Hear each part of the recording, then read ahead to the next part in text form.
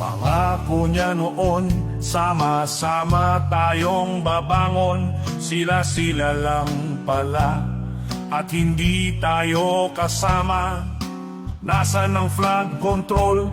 Ang tanong ng madlang people.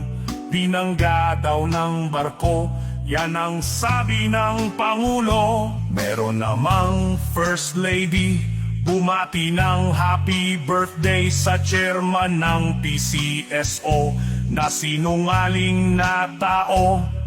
Bumati ang demonyo at nag-wish pa ito.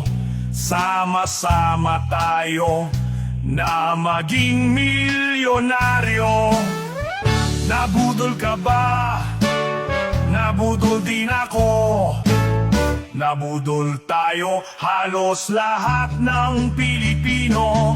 Wala na tayong magawa, mga Pilipino nakakaawa. Ang bumudol sa atin noon, paparti-party na lang ngayon.